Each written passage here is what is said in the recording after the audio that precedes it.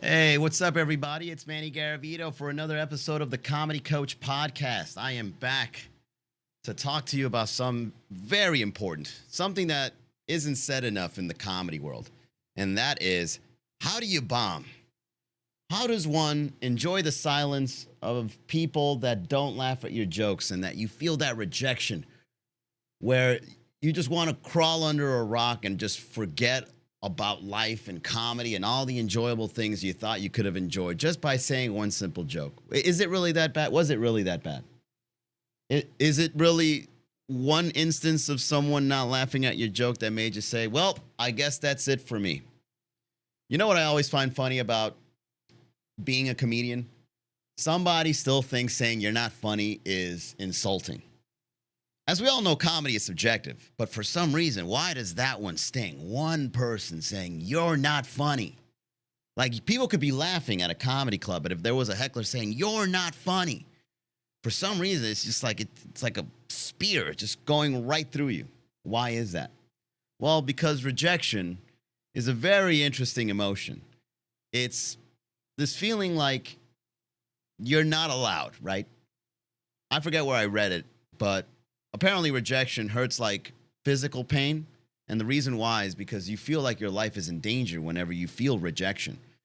You know, even those pickup artists that go out there to pick up women, like they fear rejection while they're taking the courses, or they hire their coach or mentor or whatever, the pickup artists, right? They go out there and they try to, like, game women, talk to them. But the reason why they either read a book or learn how to pick up chicks or whatever is because they're afraid of the rejection, when really the only way to learn how to talk to women out in the wild is just by talking to women out in the wild. That's the only way. You can't pick up chicks without picking up chicks. It's that easy. And the same goes for comedy. You can't be funny without going out there and being funny. And you don't have to be a stand-up comedian. You could do this with content, your conversations, dating, picking up, whatever. Rejection is just part of comedy because you're trying to amuse someone. And there's a lot of variables as to why they might not enjoy your amusing statement. Maybe they were in a bad mood. Maybe they don't share the sense of humor you do. But rejection is inevitable. So I always tell everybody that I coach, especially if they want to get started doing comedy, you got to go up on stage and bomb. Or if you want to pick up women, you got to go and embarrass yourself in front of a group of girls. It's just part of the process. Because what you're really doing here is you're training your nervous system to realize that you're okay. Over and over and over and over. Hey, I'm okay. Oh, I'm all right. Oh, no, it wasn't as bad. It sucks at first, right? It stings. But then after, your brain realizes that it's really not as threatening. This is like an old setting we have in our brains when it comes to this tribal thing that we have. Status, being part of the group, not getting the girl you want, not making the friends you want, stuff like that. But comedy is very, not only subjective, but also agentic, meaning it's just something you do. Nobody can take that ability away from you. You can go out and try to be funny with anyone. It doesn't just have to be that group or that person. You can go out and use it in various ways. You can even do it digitally on the virtual stage that is social media. You make a skit, you post a clip, whatever. So the reason I'm making this episode is to show you that this is a very normal process. And I think that learning how to bomb is something that you have to go through. You have to learn what that is. And to learn what that is, when you are bombing, and I say when, very sternly, when you're bombing, feel the feeling. Where do you feel it? Is it in your stomach? Are you sweating? Is it in your face? Do you stumble your words? And be in the moment when you get that feeling. Rather than something that you're trying to not feel, feel that. And realize that you're fine as it's happening. Let's say it's going really bad and you're getting insulted, someone's yelling at you or whatever. Just feel that rejection. Where is it in your body? What sensations are you feeling? What would you call that feeling? And try to bring it to the surface. What is this thing? What is this thing that I'm afraid of or that makes me feel this way? And what we're doing here is we're showing your nervous system exposure. It's like therapy. right? Not really therapy, but exposure therapy, like in a imaginative way. Like you're exposing yourself and realizing that you're fine. Time's gonna pass, it's gonna reset, and you're fine. And the more that occurs, the more the gap closes in the time for you to recover from that terrible feeling, because you realize that, oh, I'm fine. This is not really because of me. This is just a primal part of the nervous system we all have. Now, of course, you can always take it another level and get feedback and know how to avoid it. But let's focus on enjoying the silence, enjoying the bomb. So there are so many people in the world that are funny. I truly believe that anyone could be funny if they really tried or try to understand it. They could say at least one funny thing their entire lifetime. Come on, one thing? Really? I think it's possible. And if they can say one thing, they can say two. That's my point. Because there are so many people out there that could be funny or that could get into the comedy industry, they don't, because that's the thing that stops them. It's rejection. Rejection has to be the number one thing that prevents people from wanting to say the things they want to say in a funny way. To do stand-up comedy, they worry about bombing, to making a girl laugh, to making your boss laugh, or in the office, or whatever. And this is what prevents the people from understanding their very own sense of humor. What if I say the thing and I get rejected? And the most important thing that I've learned when it comes to this concept of rejection is that it's not like humiliation, I guess, is the byproduct of rejection. You get rejection, and then you have the humiliation after, right? Like that period where you're like, oh, boy, that sucked. So when you have low confidence or low self-esteem, humiliation really feels, it stings. It's because you feel down in the dumps, like ugh. But when you have a little more self-esteem, more experience, more exposure to rejection, more confidence, rejection is something that is temporary, and it kind of makes you even find it amusing while you're going through it. Rodney Dangerfield comes to mind, where he's like, sweaty. He's like, oh boy, rough crowd. Hey, like, he's just having fun, right? Regardless. And that's the way good humor works. Like you're a good humored person. You don't let these trivial things get under your skin. You're out there enjoying yourself regardless of what the environment is telling you. When you do have this experience, you realize that it doesn't affect you as much. When you get rejected, you don't get affected. Like, picture a salesperson. They get rejected all the time. And the best salespeople, they don't care about rejection. They push on through, and they find the next lead, and they close the next sale. It's the same thing. It's the same thing in comedy. You just push through until you just get that natural rhythm going, and then your consistency gets better and better over time. And so I don't really think humiliation in itself is real. Unless, of course, you did something absolutely terrible. I'm just talking about in the sense of comedy here.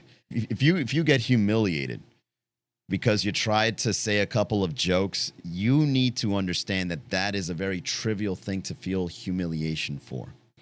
Because I remember when I would feel humiliated in the beginning of my comedy career, I would bomb often, by the way.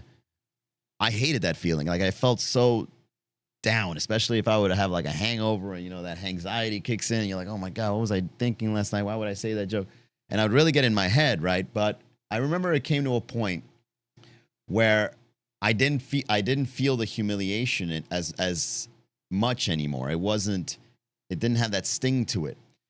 But the people that I was surrounded by, whether like open micers or some friends that would come out to a show, I can see that they look at my confidence after, let's say, I bombed. Let's say, what's happened before? I remember I used to bring some dates out to comedy shows, and I would bomb on the first date. I'd bring somebody out, and I'm bombing on stage.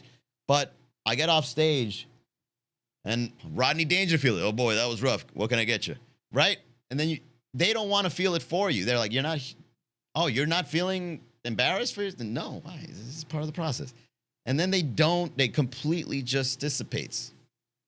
As a matter of fact, it makes you even more confident. Your recovery every time, because you're going to be fine. It's just jokes. It's just a tough crowd. And that's why I'm doing this episode, because I need to show you, I want to show you that This is the most important thing to make you a great comedian, because once your nervous system relaxes, whether it's happening in real time or it might happen, you then start being funnier because you're now just having fun for the sake of having fun. Like, yeah, I'm going to go up on stage, have some fun, regardless of whatever occurs. And in human nature, most people put so much energy in just avoiding something rather than creating or going after something, because it's that fear. People are afraid of things and they don't go and try to fix it. They just want to avoid it, but they won't go out of their way and put the energy in actually creating the outcomes that they want. So this is a more ambitious part of describing this episode, but that works in just about anything in life. There's people that play it safe all the time and they never go out and just take the risk for the reward that they're going for. And in this case, to learn how to be more consistently funny, which is by bombing, by not caring what the reaction of the people would be if your joke were to fall flat. All right, so with that being said, let's jump into some emails here by AI. This is my favorite segment in the podcast. Email 1. Something weird has happened lately. Hey, I figured you'd understand this. I started taking comedy more seriously. Not quitting my job, just actually saying yes to living a life of comedy and putting myself out there. Open mics, writing, telling people this is something that I really care about. I thought the scary part would be that strangers would judge me. Turns out the strange part is everyone I know is judging me. When I made a post about it, people were kind of roasting me in the comments, and they were kind of like giving me little subtle half jokes and questions that kind of sounded a little skeptical. Not people being mean, but just confusing. It's more like they're all collectively saying, "Are you sure about this?" Oh yeah, I've gotten that. I didn't expect how much that would mess with my head. It makes me second guess things that felt exciting a week ago. I catch myself downplaying it when people ask what I've been up to. Like I need to make it sound temporary, or like I'm just messing around pursuing this. Anyway, I just needed to say that out loud to someone who wouldn't immediately ask if I have a backup plan. So when I first got started in comedy, I forgot who told me this, but someone said, "Don't tell anyone you're doing comedy yet because you're terrible at first." But this was when Facebook wasn't as big. This was kind of like when Facebook was still going through that MySpace phase. So what I would do is I would just post a photo of me performing, let's say at a comedy club, and it wouldn't get likes. Or it would just, someone in the comments would be like, "You do comedy now?" Question mark. And it's someone I haven't seen since high school or something like that. That's part of the natural resistance of when people see you trying something new.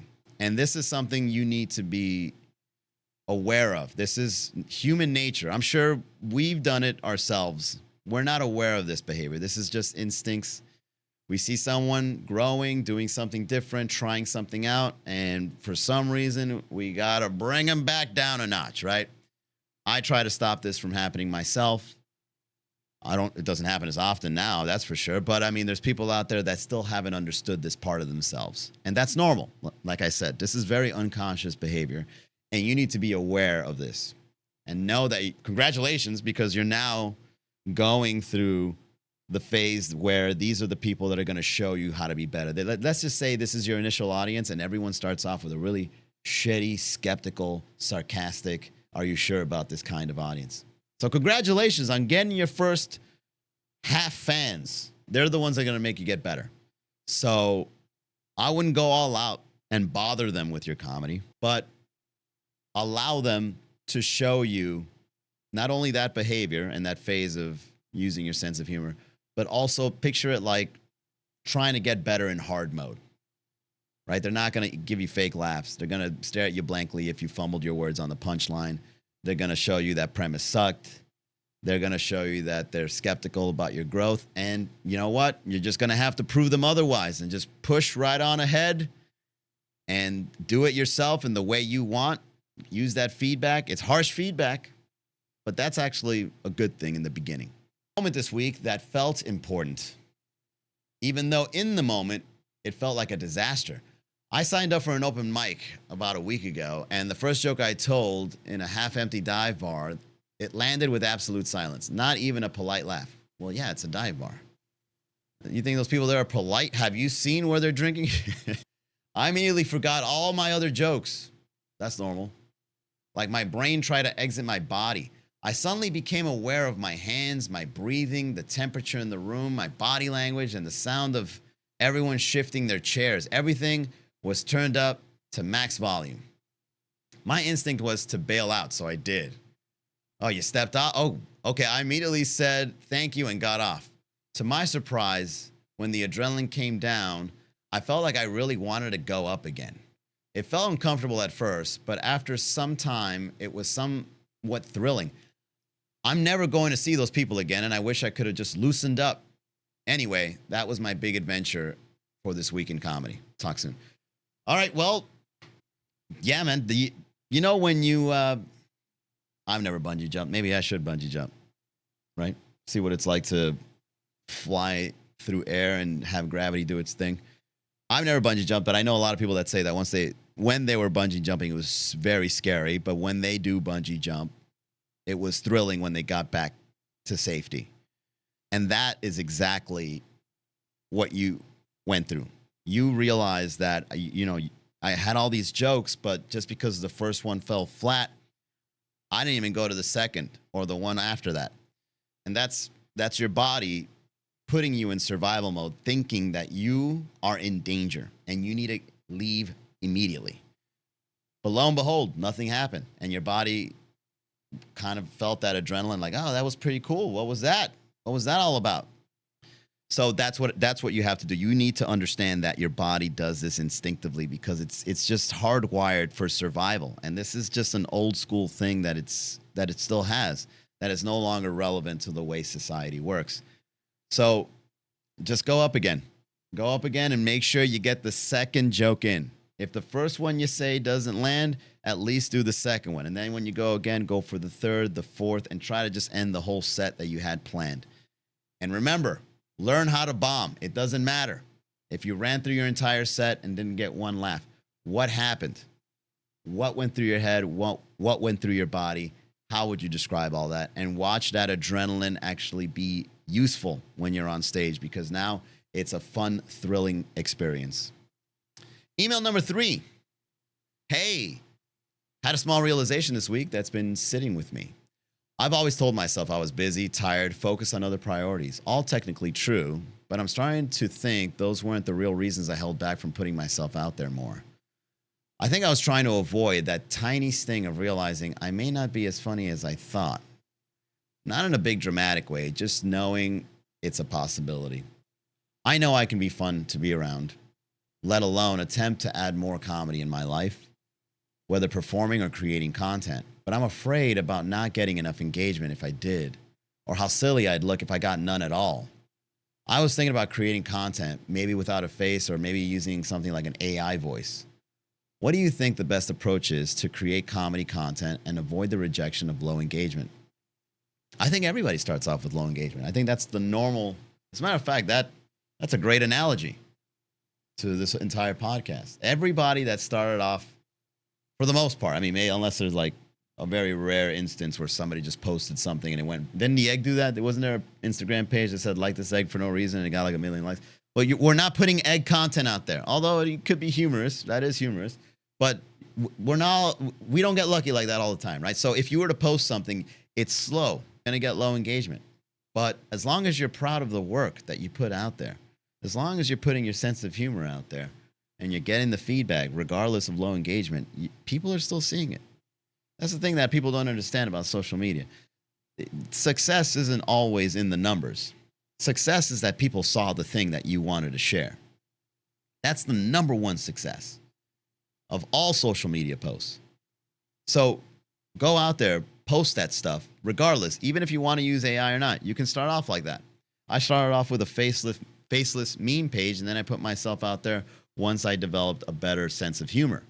However you would like to get started in comedy, as long as you're getting started, go out there. Low engagement is totally normal. But eventually, you'll realize that your potential when it comes to creating comedy content is when your face is on there. Because people now have a person to aggregate that sense of humor to, and that's how the connection really happens. Faceless content is fine. I've seen plenty of meme pages that are absolutely hilarious, that are shared, that are appreciated. But if you're looking to make a connection, you need to personally brand yourself as the person with this creative, comedic imagination. All right. So once again, if you believe that you are a funny person and this resonated with you, you feel like this is something that you go through, a lot of people are. Everyone's different. Everyone has a different way of using their sense of humor. We can customize this approach to your lifestyle. Just reach out to me. Visit mannygaravito.com. Let me know when you're ready for a comedy coaching session, and I'll be more than gladly to set that up for us. Thanks for tuning in to the Comedy Coach Podcast. See you on the next one.